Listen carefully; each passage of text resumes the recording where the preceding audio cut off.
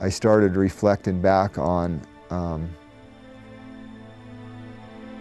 where my lowest point was in life during my drug use. And I remember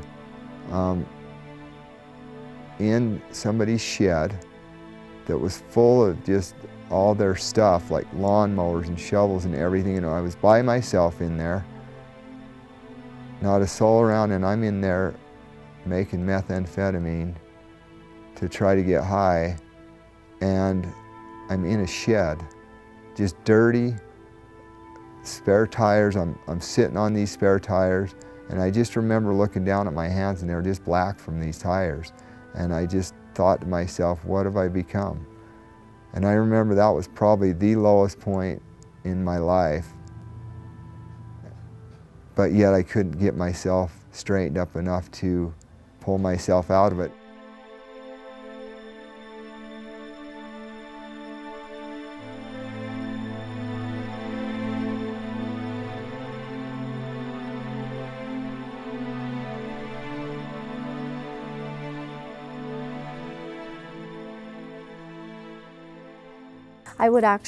I put myself in danger several times by going to drug houses and seeking him out, and as an angry wife trying to get him to come home. And I would say things like, you better come home with me because I called the police, they're on their way. And I'm, standing in a house of people I don't know, telling them these things.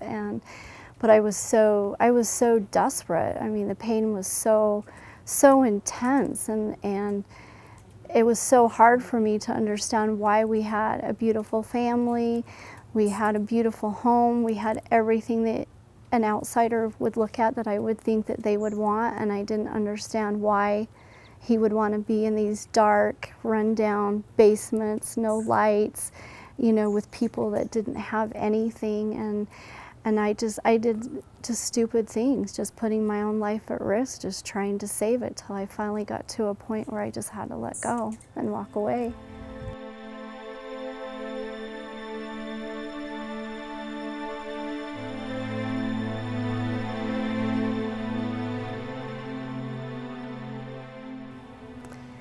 It was very difficult to try to go on by myself and try to rebuild.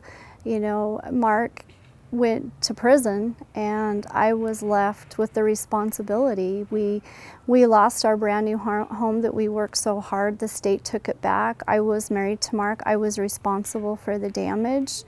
I was responsible for the cleanup. I had 3 young kids to take care of with all the same amount of bills. I'm a planner, and so I would just sit up at night trying to figure out baby steps, how to make things work.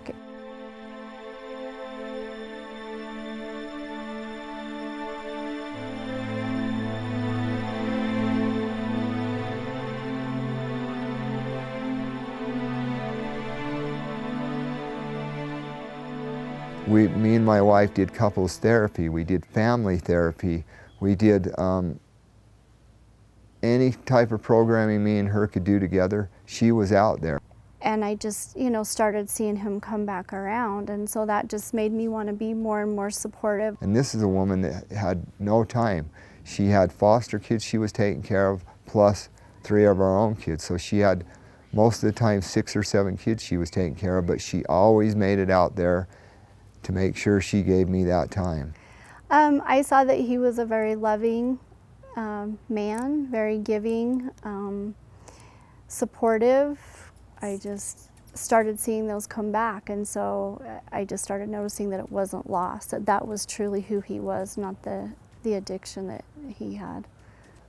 Well, the whole time I'm in there, I'm told I can't get a contractor's license. You can't do that. You'll never be able to do this. All those things they told me I couldn't do, I put on paper that I could do them. They told me it'll never be the same again.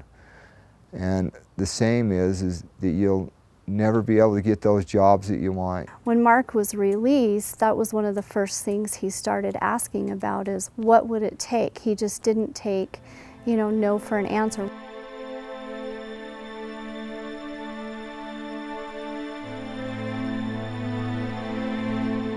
So I got out, I was working the next day. I worked for $15 an hour tearing up carpets and helping a guy fix up houses so that he could sell them and make money. And I worked 15, sometimes 18 hours a day just because I told my family I was gonna be there, I was gonna take care of them, they weren't gonna financially struggle ever again. And it was laying tile, it was tearing carpets out, it was painting, it was changing out electrical, changing out doors, sheet, hanging sheetrock, taping and mudding, all these different things, and I didn't know anything about it. But I would go and get on the internet at home, have my wife pull certain things up, and I would read about it and look at it, and then I would go out there to the house and I would practice until I got it. And so I was going for it, even though they told me they'll never let you have your contractor's license back. There's 15 people, and they're all your state, that's over all your state contracting and licensing and everything that has to do with the health departments and everything. I'm a little nervous, but I go in there and I tell my story. And they were in such awe that they said, we're going to give you your license back. When he got his license back, they told him he was the only person that had ever succeeded, and that they kind of, made the rules up a little bit as they went because nobody had ever made it as far as Mark was going to get it back.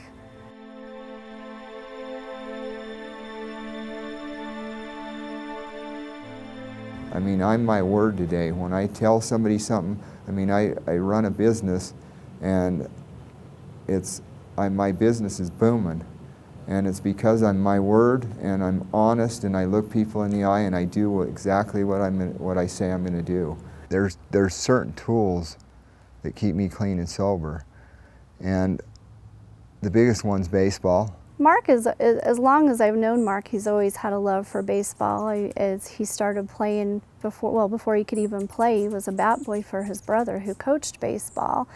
And the whole time we'd been together, he had played baseball. I think that was something that was always a positive thing to feed his, his energy. So I'm sitting here in my batting cage that I've built, and it started out for my personal training because I still play hardball baseball.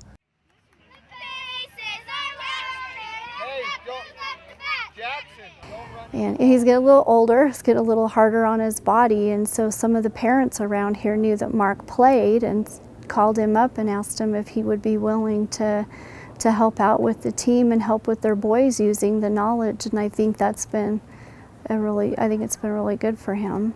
I probably spend 20 hours a week just in baseball alone.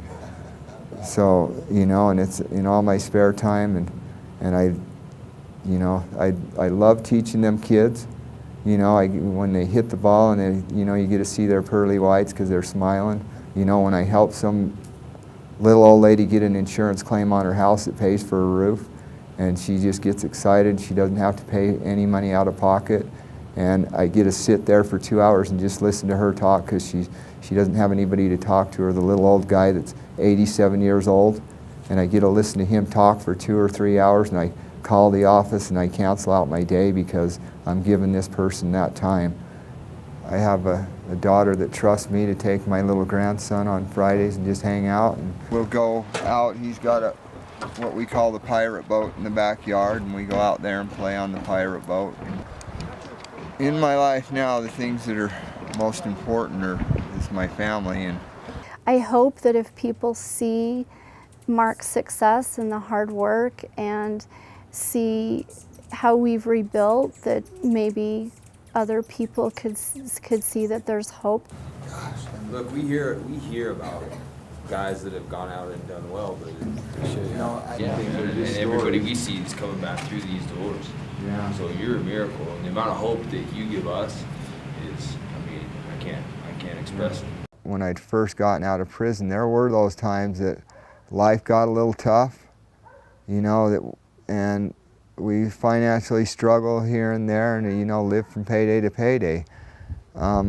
When those times get tough, that's when your old behaviors start coming in. That's when you start thinking, man, I just want to go get high, or I want to just go get drunk or whatever. And that's when you have to flip that switch and say, no, this is when I need to go to a meeting, this is when I need to hang out with my wife, this is when I need to talk to somebody about what's going on, and do the exact opposite.